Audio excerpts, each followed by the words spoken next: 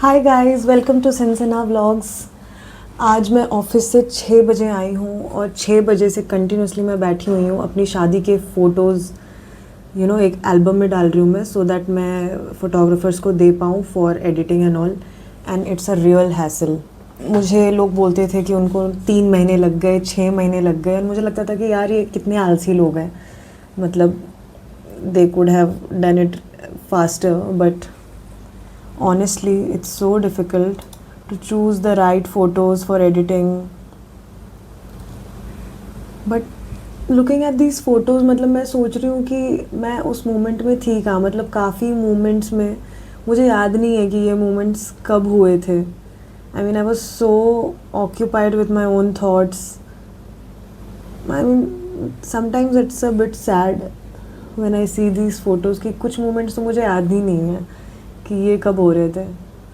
But हाँ, most moments, मतलब little bit of glimpses मुझे याद है कि क्या हो रहा था। मतलब प्रतीक के साथ I was chatting a lot. क्या कह रहे थे? कुछ कह रहे थे क्या? यस, मैं कह रही थी अपने व्लॉग से कि कुछ मोमेंट्स मुझे बिल्कुल भी याद नहीं है शादी के। मतलब कुछ फ़ोटोज़ में देख रही हूँ तो मुझे ऐसा लग रहा है कि ये हुआ था या नहीं हुआ था। आई मीन यार हम बहुत थके हुए थे ना, हम सो नहीं रहे थे। 3-4 दिन तो हम सो ही नहीं थे, 2-2 घंटे 3-3 घंटे सो रहे थे, मतलब। और ऐसा भी नहीं कि प्रॉपर सो रहे थे, 6 से 7-8 बजे सो रहे थे सुबह के। तो but it's not obviously, fair, it's not fair कि मतलब हमें अपनी शादी के ही कुछ मोमेंट्स याद जैसे नहीं कि है।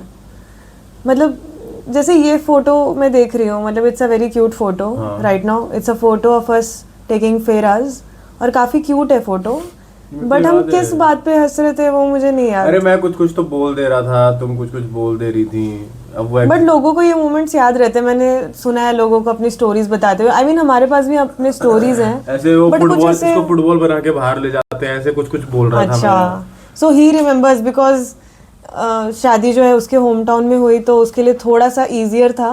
But I was true completely true true. Out of my comfort zone, तो I was taken aback in most of the moments. और हमारे जो सेरेमनीज भी थे वो बैक टू बैक हुए, लाइक 25, 26, 27, 25 जून। लाइट लगाना चाहिए। नहीं नहीं, अभी स्टूडियो लाइट की ज़रूरत नहीं है। अच्छा। 25th को हमारा इंगेजमेंट हुआ, 26th को हल्दी मेहंदी हुई और 27th को हमारी शादी हुई। और बैक टू बैक मतलब एक तो नई जगह, ऊपर से वहाँ पे वो makeup and then shoot and everything, वो सब कुछ मैनेज कर पाना एंड सेन रहना बहुत मुश्किल था। But still things happened, things happened pretty nicely, क्योंकि फ्रेंड्स भी थे। फैमिली का तो ऑब्वियसली सपोर्ट था, बट फ्रेंड्स मेरे लिए स्पेसिफिकली बहुत इम्पोर्टेंट था कि मेरे फ्रेंड्स थे वहाँ पे। 2 of my most important friends were there and they help me throughout the wedding. मतलब अगर वो नहीं होते तो I don't know what I would have done. अभी जो थोड़े बहुत भी मोमेंट्स याद हैं, लुक एट हिम। इसके लिए सब कुछ फन एंड गेम्स है। But if I talk about my self, मेरे लिए काफ़ी डिफ़िकल्ट था। मेरे फ्रेंड्स थे तो हो गया, बिकॉज एक minute, my friends help me through a lot. मतलब Purva and Kiran, so they were with me for each and every thing.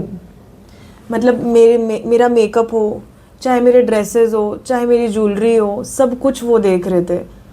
And it was so, I mean I can not express my feelings कि मुझे I owe my life to them, I think. Because मतलब मेरे parents भी they are little old. मेरे parents इतना ध्यान नहीं दे पा रहे थे इन चीज़ों पे, बिकॉज वो बाकी की जो रिस्पॉन्सिबिलिटीज़ थी वो पूरे कर रहे थे। ऑब्वियसली छोटी छोटी चीज़ वो नहीं देख पाएंगे, but thanks to Purva and Kiran that I was able to enjoy my wedding like I should have. मतलब उन्होंने अपनी पूरी कोशिश की, still I was a bit occupied in my mind. तो ये होता है शादियों में। But I don't, I am getting a bit emotional even thinking about it कि नहीं पता मैंने क्या अच्छा काम किया होगा इस लाइफ में कि वो दोनों मेरे दोस्त हैं। मतलब जब मेरा मेकअप भी हो रहा था तो they were there with me, they knew, I mean उनको पता था कि मैं अगर मुझे अकेला छोड़ दिया जाए तो मैं ओवर थिंक कर करके अपने आप को सैड कर लूँगी। तो वो वहाँ पे थे सारा टाइम एंड कुछ भी मुझे लग रहा था। इवन यू नो जब मैं मेकअप के चेयर पे ऐसे बैठी हुई थी, ऐसी चेयर नहीं थी वो, इतनी कंफर्टेबल चेयर नहीं थी, नॉर्मल सी होटल में जो चेयर होती है उसमें बैठी हुई थी। And when the makeup artist वो जब वो मेरा मेकअप कर रही थी तो मेरा नेक ऐसे पीछे हो रहा था और it was hurting a lot somehow, because एक तो मुझे होटल्स में रहने की आदत नहीं है, तो मुझे वहाँ पे उन बेड्स में सो के ना काफ़ी तकलीफ़ हो गई।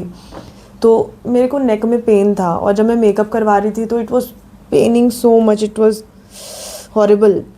And Purva then and there she ordered a neck pillow for me and she made my life easier honestly. मतलब एक एक चीज़, चाहे वो मेरी मेहंदी भी हो, तो मेरी मेहंदी के लिए मेहंदी वाले ने बोला कि सुबह 8 बजे, बिकॉज मेरी मेहंदी मैं लेट लगा रही थी, उसकी भी एक स्टोरी है, वो मैं नेक्स्ट व्लॉग में बताऊंगी। वो तो बहुत, it was a bit heart breaking for मी।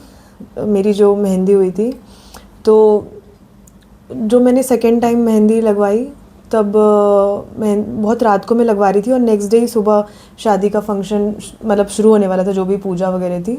तो आई कुडंट स्लीप, मतलब कोई नहीं सोया मेरे साथ, मैं नहीं सोई तो कोई नहीं सोया। मेरी मेहंदी सुबह 6 बजे तक लगी है, 5:30-6 बजे तक लगी है।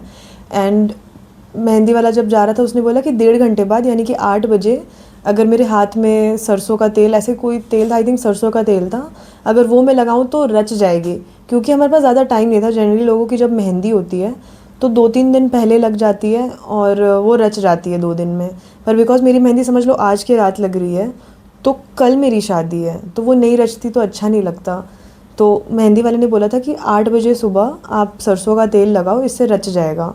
और भी उसने कुछ कुछ क्लोव या समथिंग लगाने बोला था, तो वटेवर, थोड़ी मुझे याद नहीं है कुछ चीज़ें, बट शी मेड श्योर कि पूर्वा मेड श्योर कि वो सुबह 8 बजे वो मेरे रूम में आए और मुझे हॉट सरसों का तेल मेरे हाथों में लगाए।